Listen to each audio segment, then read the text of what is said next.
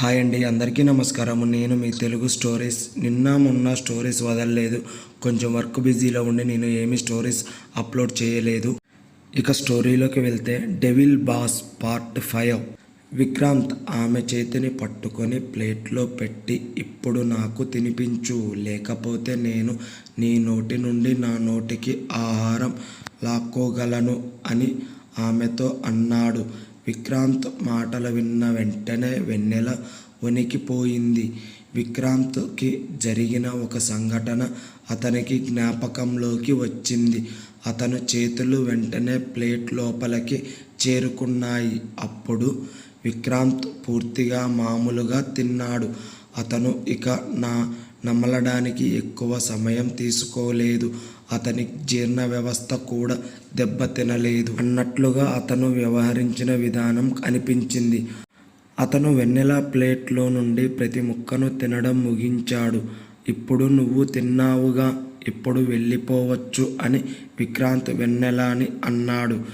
విక్రాంత్ వెన్నెల చీర పళ్ళును తీసుకొని తన ముక్కు దగ్గర పెట్టుకొని వాసన చూస్తాడు. ఇది కూడా నీ వాసనే వస్తుంది వెన్నెల అని తన పళ్ళు పట్టుకొని విక్రాంత్ తినేటప్పుడు తన నోటికి అంటినవి మరి తన పళ్ళల్లో ఇరుక్కుపోయినవి ఆమె చీరతో తన పెదవులను పూర్తిగా తూర్చుకున్నాడు.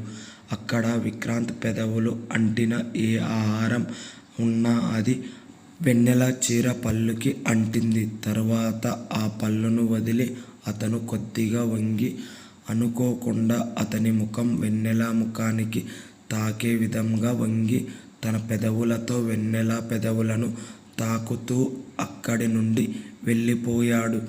వెన్నెల చేయి వెంటనే ఆమె పెదవులపైకి వెళ్ళింది మరియు భయంతో తన కళ్ళు చుట్టుపక్కల ఉన్న పరిసరాలను స్కాన్ చేశాయి. మరియు అంతలో ఆమె మనసులో భయం మొదలైంది. ఎందుకంటే ఆ సమయంలో మాయ అతని వైపు చూస్తుంది. అకస్మాత్తుగా వెన్నెల తాను చాలా చిన్నగా మారిపోయి మాయ చాలా పెద్దగా అనిపించడం ప్రారంభించింది.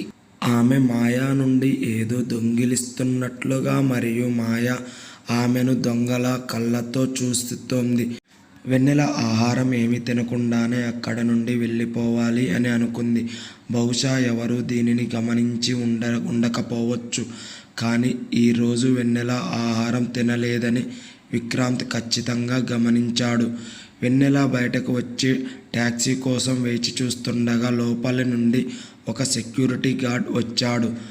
వెన్నెల ముందు ఆ ఆఫీస్ గార్డ్ నిలబడి ఉన్నాడు మరియు అతని చేతిలో పూజ కోసం ఆహారం తయారు చేసిన హోటల్ పార్సిల్ బ్యాగ్ ఉంది. నువ్వు దీన్ని తీసుకో, చాలా ఆహారం మిగిలి ఉంది, అది వృధా అవుతుంది, నువ్వైనా తిను అనే అతను ఆమె చేతికి ఆ పార్టీ కవర్ని అందిస్తాడు. అప్పుడు వెన్నెల మీరు తీసుకువెళ్ళొచ్చు కదా అని అడుగుతుంది. అతను నా దగ్గర ఇంకొక పార్సిల్ ఆల్రెడీ ఉంది, నా బిడ్డ కోసం నేను ఇంటికి ఆహారం కూడా తీసుకెళ్తాను అని ఆమెకు సమాధానం ఇస్తాడు. అవును, వెన్నెల చాలా ఆకలిగా ఉంది, అందుకే ఆమె పార్సిల్ను తీసుకుంటుంది. గార్డ్ వెళ్ళి విక్రాంత్తో సార్, నేను ఆ పార్సిల్ని వెన్నెల మేడంకు ఇచ్చాను అని చెప్తాడు. ఇద్దరు ఇదంతా కూడా ముందుగానే విక్రాంత్ ప్లాన్ చేసుకునే సెక్యూరిటీ గార్డ్ చేత చేయిస్తాడు. విక్రాంత్ తన పర్సులో డబ్బు తీసుకొని అతని చేతిలో పెట్టి నువ్వు ఆహారం నీ ఇంటికి తీసుకెళ్ళు అని అంటాడు. గార్డ్ సంతోషంగా అన్నాడు.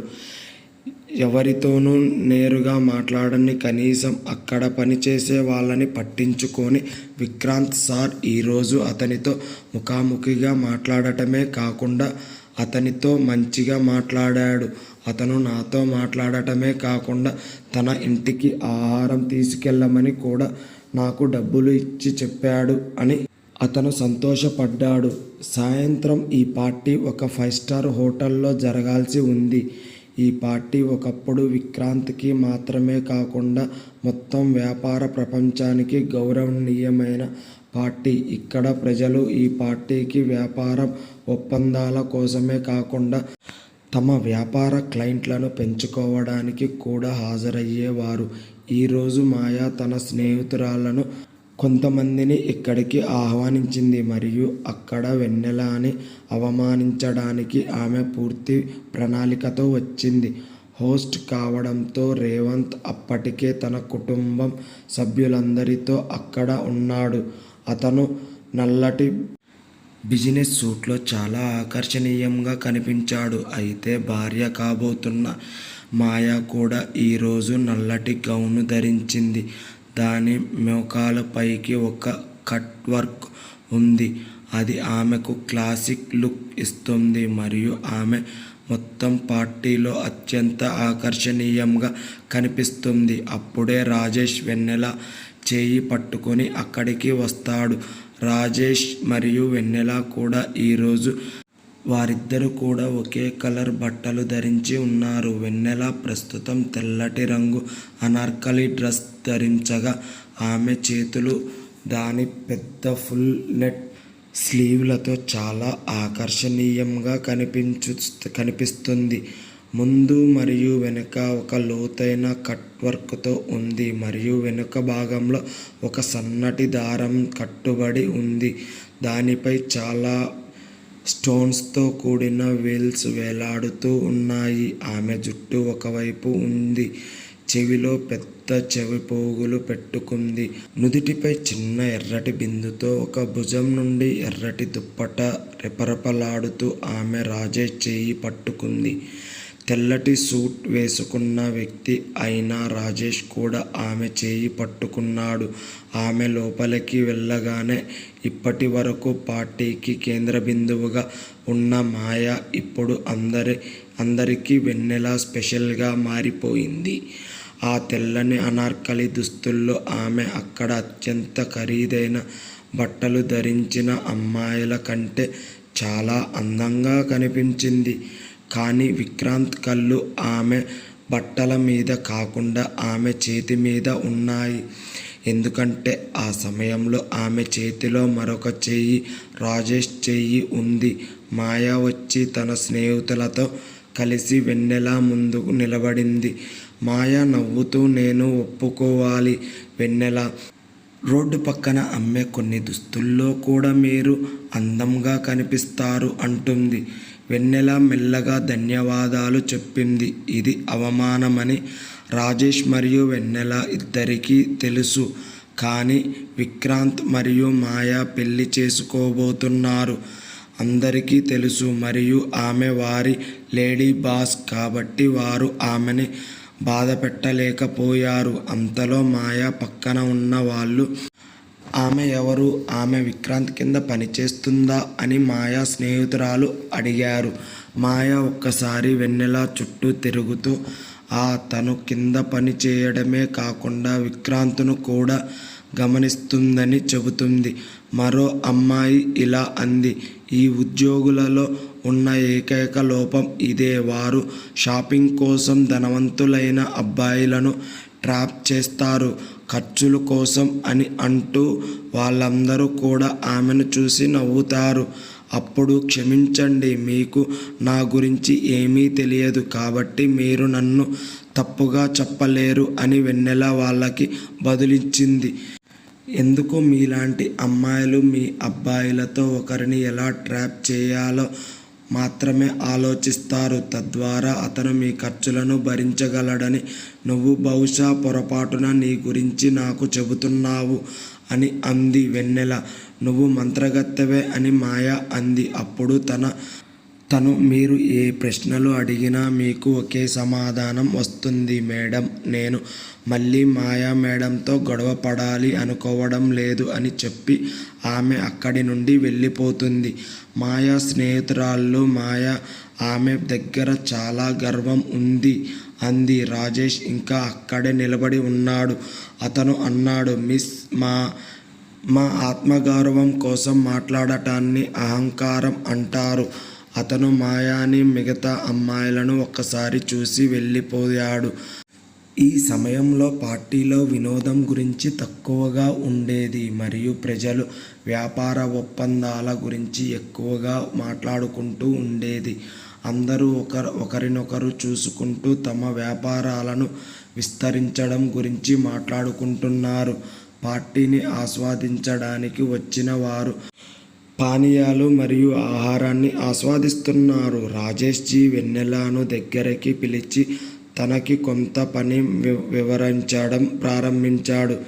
వారిద్దరూ మాట్లాడుకుంటుండగా ఒక వెయిటర్ డ్రింక్ గ్లాస్తో తీసుకొని వస్తున్నప్పుడు అతని పాదాలు కుర్చీకి తాకి అతను అక్కడ ఉంచిన కుర్చీని ఢీకొట్టాడు మరియు అతని చేతిలో డ్రింక్ గ్లాస్ వెన్నెల బట్టలపై పడింది.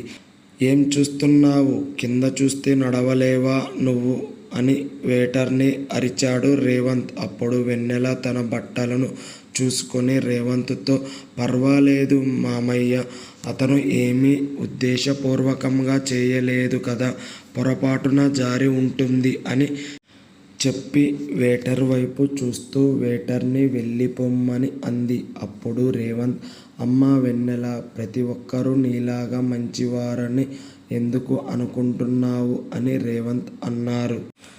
ఎందుకంటే మనుషులు కూడా మంచివాళ్ళు కావచ్చు కదా అంకుల్ అనే సమాధానం చెప్పింది. రేవంత్ తన జేబులో చేయి పెట్టి వెన్నెలకి ఒక కార్డు ఇచ్చి, ఇది నా రూమ్ కార్డు, నువ్వు వెళ్ళి నీ డ్రెస్ సరిచేసుకో, వెళ్ళేటప్పుడు నాకు తిరిగి ఇవ్వు అన్నాడు. వెన్నెల సరే అని చెప్పి అతని చేతిలోంచి కార్డ్ తీసుకుని వెళ్ళిపోయింది. విక్రాంత్ ఇదంతా చూస్తూ నవ్వుతూ ఉన్నాడు.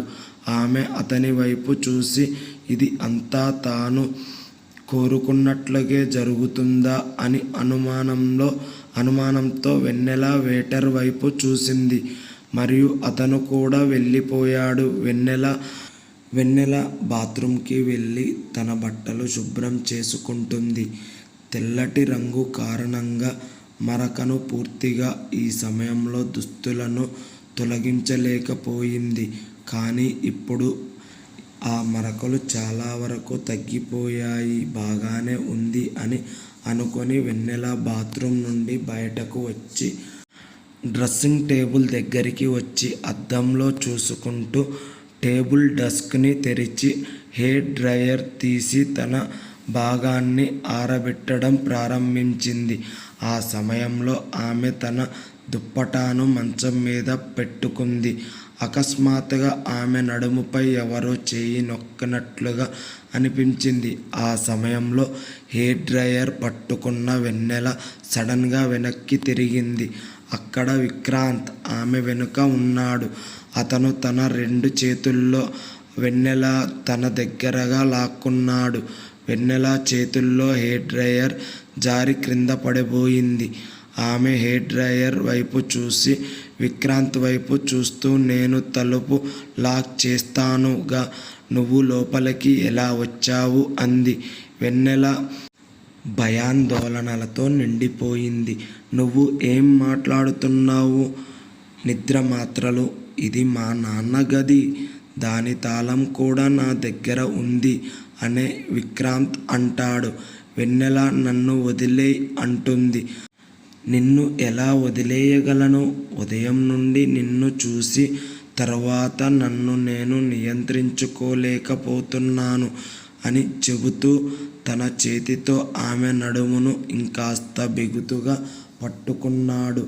వెన్నెల తన చేతులను విక్రాంత్ చేతులపై వేసి అతన్ని తన నుండి దూరం చేయడానికి ప్రయత్నిస్తుంది. నీకు తెలుసా, నువ్వు నా పట్టు నుండి తప్పించుకోలేవు. అతని గర్వం అతని మాటల్లో స్పష్టంగా కనిపించింది. విక్రాంత్ కలిగి ఉన్న ఈ విధమైన వైఖరి, ఒకప్పుడు ఆ వైఖరికి అభిమాని ఆమె విక్రాంత్ను తన ఈడియట్ లాగా భావించింది. కానీ విక్రాంత్ వెన్నెలని వేధించటం మొదలుపెట్టిన రోజు నుండి ఈ వైఖరితో ప్రజలు తనను అనుమానిస్తారు మరియు ప్రశ్నిస్తారని వెన్నెలకి అర్థమైంది. ఇది ఇతరులను ఇబ్బంది పెట్టడమే అవుతుంది మరియు ఇతరులను ఇబ్బంది పెట్టే వైఖరి అస్సలు మంచిది కాదు. విక్రాంత్ ఆమె నడుము నుండి తన చేతిని తీసి ఆమె మెడపై వేసి, నేను ఈరోజు నీతో ఉండాలనుకుంటున్నాను అని అంటాడు. ఆమె సార్, దయచేసి నేను మీకు స్పష్టంగా చెప్తున్నాను అని వెన్నెల చెప్పబోతుంటే ఆమె మాటకు అడ్డుగా విక్రాంత్, నేను మీ అభిప్రాయం అడగడం లేదు, చెబుతున్నాను. ఈరోజు నువ్వు ఇంటికి వెళ్ళకు, మిమ్మల్ని నాతో తీసుకెళ్తాను. ఈరోజు విక్రాంత్ ఎంతో దురుసుగా మాట్లాడాడో వెన్నెల కూడా అతనితో అదే దురుసుగా మాట్లాడుతోంది. కానీ తను ముందు ఎవరినీ నోరు తెరవనివ్వని విక్రాంత్ ఇప్పటి వరకు అతను వెన్నెలపై కోపం తెచ్చుకోలేదు. తన చేతిని ఆమె నడుము నుండి దూరంగా ఉంచాడు. మరో చేయి ఇంకా ఆమె మెడ మీదనే ఉంది.